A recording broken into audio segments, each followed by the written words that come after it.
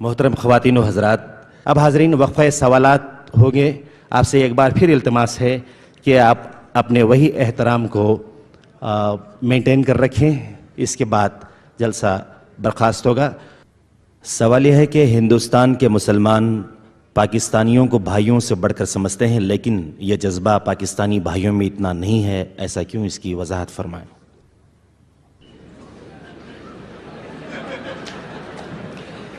میں پورے پاکستانیوں کی یہاں پر نمائندگی نہیں کر رہا، اپنی بات کر رہا ہوں۔ سوال یہ ہے کہ is it permissible for aged parents to stay with their married sons? Permissible ضروری ہے، اپنے والدین کو اپنے پاس رکھنا، ان کی خدمت کرنا، ان کی دلجوئی کرنا۔ دیکھیے میں آپ کو بتا دوں، صرف دو چیزیں ایسی ہیں کہ جن کو دیکھنا بھی عبادت ہے۔ خانہ کعبہ کو آپ طواف نہ کر رہے ہیں، بیٹھے ہوئے ہوں، اس کی تعظیم کے ساتھ، محبت کے ساتھ اسے دیکھیں، یہ عبادت ہے۔ اور بوڑھے والدین کو محبت کی نگاہ سے دیکھنا عبادت ہے۔ اصل میں بڑا سائیکولوجیکل پرابلم یہ ہوتا ہے کہ جب آپ چھوٹے تھے، بچے تھے، تو والدین کی محبت آپ پر مرکوز تھی۔ اب جب آپ بڑے ہو گئے، آپ کی اولاد ہو گئی، آپ کی محبت اپنی اولاد پر جو مرکوز ہو گئی، تو ایک محبت کی پیاس والدین میں پیدا ہو جاتی ہے۔ ہماری اولاد کا مرکز محبت تو کچھ اور وجود میں آ گیا، اور ساس بہو کا جھگڑا بھی اسی وجہ سے ہوتا ہے زیادہ۔ تو اس پہلو سے یہ ہے کہ اگر آپ والدین کو محبت دیں گے اور ان کو محبت بھری نگاہ سے دیکھیں گے تو یہ بھی عبادت ہے۔ سوال یہ ہے کہ آپ کو یہاں بھارت میں مسلم معاشرہ کیسے لگا اور یہ پاکستان سے کس طرح مختلف ہے؟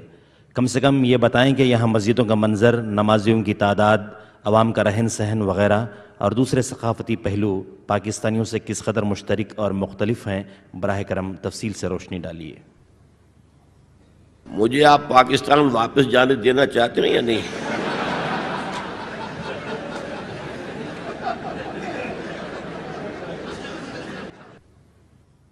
سوال یہ ہے کہ دل کی نماز کا اکثر چرچا ہوا کرتا ہے۔ جی؟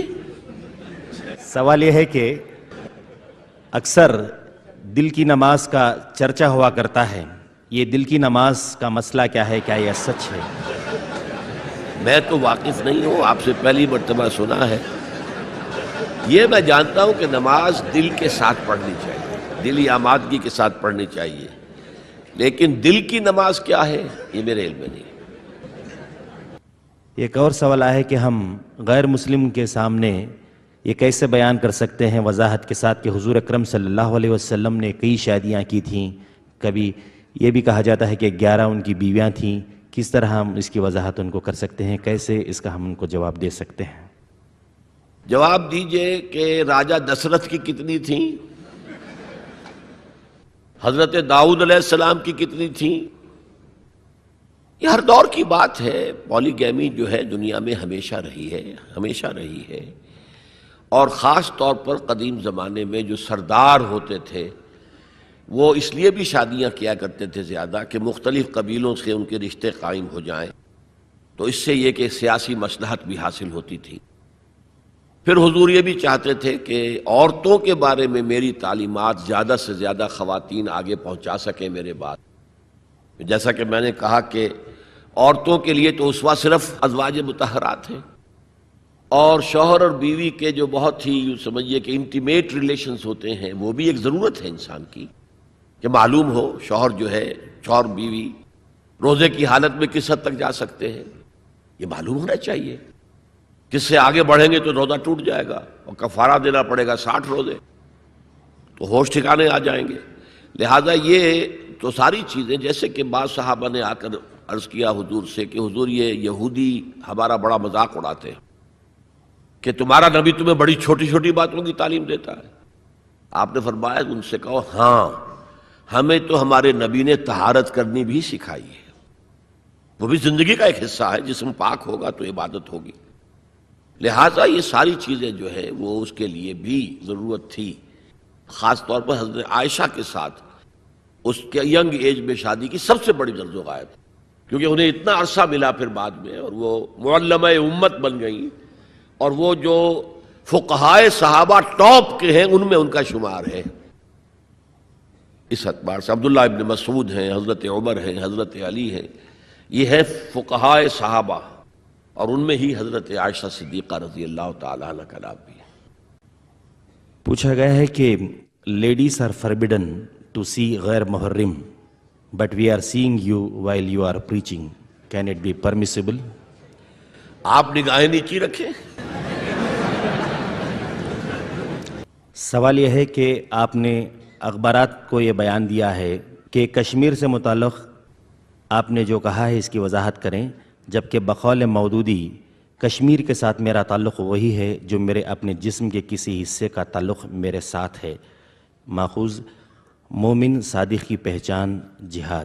لیکن شاید آپ کے معلوم ہوگا کہ 1948 کے جہاد کشمیر کو مولانا نے جہاد نہیں مانا تھا، اور اس پر ان کے خلاف بڑا طوفان اٹھا تھا، اور انڈین ریڈیو نے بہت زیادہ ایکسپلائٹ کیا تھا ان کے اس بیان کو۔ تو میں نے بھی اصل میں جو کہا وہ ہے کہ جہاد فی سبیل اللہ نہیں مانتا۔ اصل میں معاملہ کیا ہے؟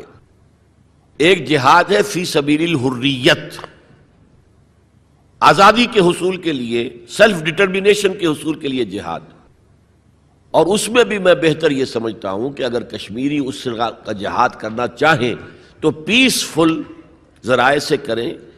اگر 1,00,000 آدمیوں کا جلوس نکلے اور اس کے اوپر جو ہے فائرنگ ہو، 100 آدمی مر جائے، پوری دنیا میں تہلکہ مچ جائے گا۔ انہیں سیاسی اعتبار سے جدوجہد کرنی چاہیے تھی۔ مجھے آپ حضرات کو زیادہ یاد ہوگا کہ اندرا گاندھی نے 2 منسٹریز کو ایک دم جو ہے برخاست کیا تھا، ایک آندھرا پردیش کی، وہ جو رام کا کردار ادا کرتا تھا ایکٹر، کیا نام تھا اس کا، این ٹی راما راؤ، اور ایک فاروق عبداللہ کی کشمیر کی۔ یہاں سے 2,00,000 آدمی جا کر اور منسٹر ہاؤس کا گھیراؤ کر کے بیٹھ گئے کہ تم کون ہوتی ہو؟ ہمارا الیکٹڈ وزیر اعلیٰ ہے، وہ نہیں اٹھیں گے یہاں سے جب تک کہ اپنا حکم واپس نہیں لیتی۔ انہیں واپس لینا پڑا، اور کشمیر سے اب اس کا ڈاکٹر فاروق عبداللہ کا بہنوئی آ کر بیٹھ گیا، جی میں حاضر ہوں جو حکم دے۔ کوئی ایجیٹیشن نہیں ہوا۔ یہ فرق ہے۔ آپ آرگنائز ہوں، آرگنائز کر کے ایک پیسفل انداز میں اپنا مطالبہ سامنے رکھیں، اور اگر اس میں پھر اگر گولیاں چلیں، اب کہتے ہیں 70,000 جو ہیں وہ شہید ہو گئے ہیں، مارے گئے ہیں، یہ ہوا ہے، اتنی عورتیں جو ہیں ان کی عصمتیں لوٹی ہیں، اتنے گھر جلے ہیں، اتنی دکانیں جلی ہیں۔ اگر پیسفل طریقے سے اس کا 10واں حصہ بھی قربانی دیتے تو اپنا مقصد حاصل کر سکتے تھے۔ یہ پروگرام اختتام کو پہنچے گا۔ بہت بہت شکریہ۔